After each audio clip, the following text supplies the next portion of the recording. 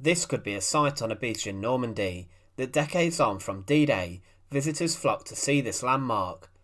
However, this tank, a British Comet, has hardly any visitors, and it also isn't very well known about. It also isn't in Normandy, or wasn't left as a symbol of intense fighting of the Second World War. It sits on a deserted and quiet part of the Lincolnshire coast. Every day when the tide comes in and out, the tank emerges and disappears under the North Sea. For miles around there is nothing, very little human activity, only birds from a nature reserve. But what is the story behind this tank, and why did it end up here? And what is the story behind the World War II tank abandoned on a beach? Remember to support our channel, please make sure to subscribe. Saltfleetby-Theddlethorpe Dunes Nature Reserve in Lincolnshire is a hidden treasure of a beach. The dunes were formed in the 13th century through the processes of wind and tidal action, and they continue to form new dunes today. Within them are a number of different insects, birds and mammals who every day have their habitat changed by the wind and the sea, their homes shaped by nature.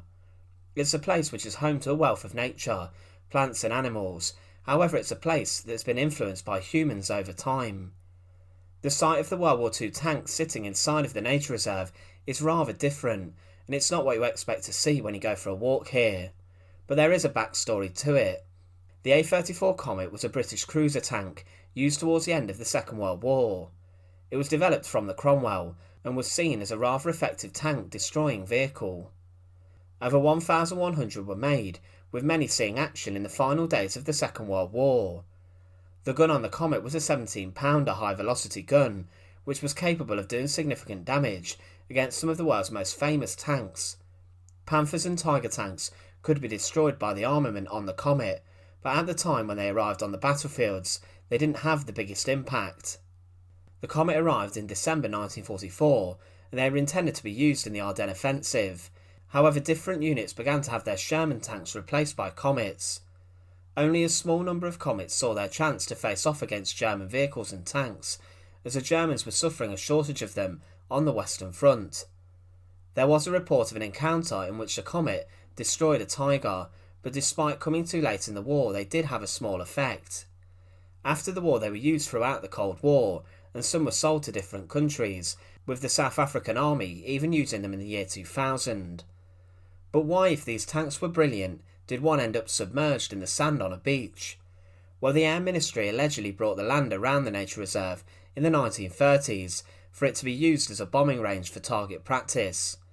Because of this, apparently the beach was littered with old military vehicles and targets for the bombing aircraft in the sky to try and hit with precision. This was done at many beaches, but the fact this beach is rather deserted, and also as it's rather long when the tide goes out, it became the perfect beach for this part of training. Also very close by is an RAF station, which later in 1973 would move the bombing range further north, leaving this part of the beach out of use. During the Second World War around the beach, the British sought to protect the Saltfleetby-Theddlethorpe Dunes by building tank traps and also pillboxes.